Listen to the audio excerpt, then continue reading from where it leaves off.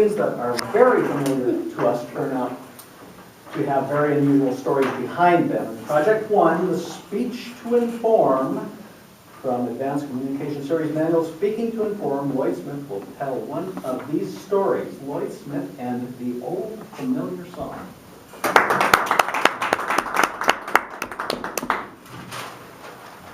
There is a song that every one of you in here has heard, no matter what your musical tastes are.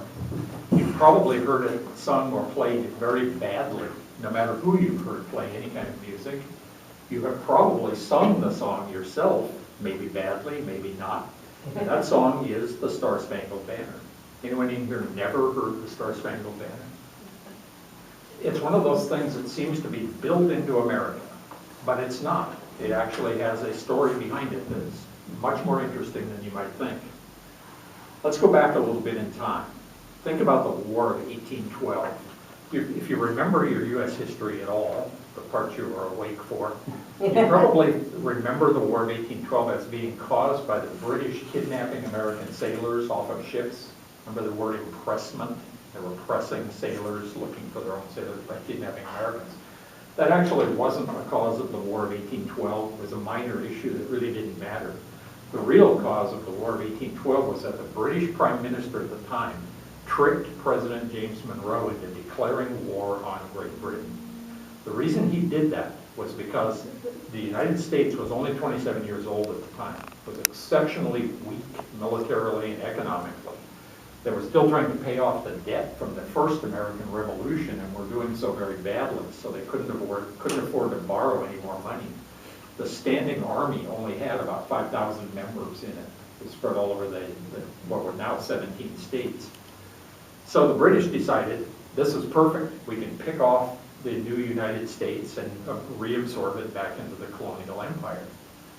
The way they tried to do that was by attacking the middle part of the U.S. And if you visualize the original 13 colonies, Washington, D.C. and Maryland, right below it, would be roughly in the middle of those colonies.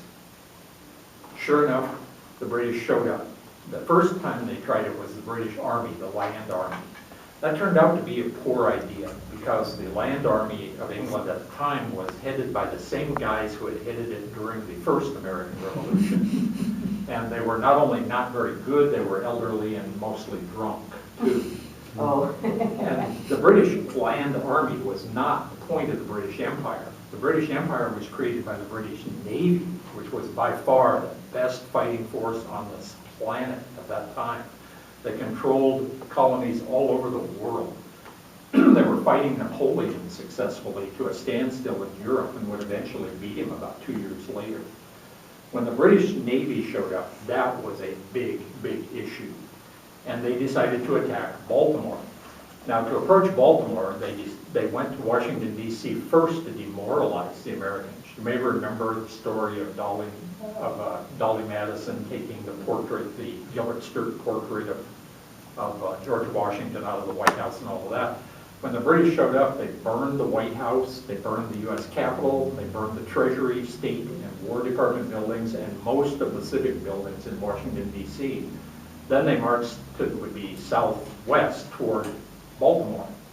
Baltimore was one of the most important cities on the earth at that time. It was a huge, huge city, 50,000 people, twice as big as Washington, D.C.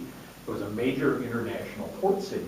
The British knew that if they could capture the port at Baltimore, they'd not only be able to base their own ships there, but they would break the new United States in half, and then they could chew up the two parts at their leisure. Everybody knew that was coming. The British knew it, the Americans knew it, everybody knew it. It was the only way that the British could win the war. And that brings us to September of 1814. War had been going uniformly badly for the Americans and all that time. And the British were getting ready to attack. Sailing ships, big military sailing ships, are pretty hard to get to sneak up on somebody. And they're easy to see, they're relatively slow moving and so on. So everybody knew the British fleet was massing out there. On the evening of September 14th, 1814, there were 19 British warships anchored outside of Baltimore, just outside of the range of the guns of Fort McHenry.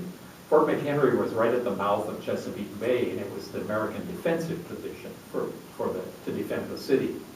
Now, when the British had marched down from Washington, D.C., they grabbed a bunch of hostages along the way. They were using them to trade for prisoners of war, to get British prisoners back. One of the guys they grabbed was this elderly doctor named William Bain. His family asked a family friend, a young attorney named Francis Scott Key, to go out to the British and negotiate for his release. And so Key did. He ended up on a British warship negotiating with the British captain for the release of Dr. Bain. And the British captain said, sure. And when Key and Bain got up to leave, he said, but wait a minute, because at the dinner on the British ship where they had been talking about releasing Dr. Bain, they'd also talked about their plans to bombard Fort McHenry and seize the city. So the British captain said, you can't go until we're done capturing the harbor. So Francis Scott Key had a first row seat, an excellent grandstand seat for the bombardment of Fort McHenry. On the night, just after dawn on September 13th, the British started firing at the fort from their warships. For the next 25 hours, they lobbed over 2,000 shells and 1,000 rockets into Fort McHenry. Now, just before the attack, the guy, Major Armistead, who commanded Fort McHenry, had hired a young seamstress named Mary Pickersgill to sew a giant American flag. And she did. It was 30 feet tall and 42 feet long. And that is the flag that was flying above Fort McHenry during the British attack. All night, as he watched the rockets go in, the red glare of the rockets, he could catch glimpses of the flag, but he didn't know what had actually happened. And in the morning, when dawn came, there was the flag. And that was it. The British had used up all of their ammo during the night and had not managed to destroy the fort. They killed exactly 2 Americans during their attack because of the quality of the fort. And Key was so inspired, he pulled an envelope out of his pocket and a pen and wrote a poem. It has 4 stanzas to it. It asks a series of questions about the young republic and the flag. You know, oh, say can you see by the dawn's early light, and so on and so on. He was actually just describing the scene he had seen in the previous 24 hours. And that's what the Star-Spangled Banner was about. The next day, when he got off the ship, he gave the poem to his brother-in-law, who was a newspaper editor. The brother-in-law recognized that the meter of the poem would fit a British drinking song called To Anacreon in Heaven. And that's how it was publicized. Within about 50 years, it had become the official song of the U.S. Navy. In 1916, President Woodrow Wilson ordered it played every time an American flag was raised or lowered at a military post. And in 1931, President Herbert Hoover signed into law a bill making it the national anthem. There had not been a national anthem before that song. And now you know the story behind the old familiar song, although it's probably not going to help you sing it any better.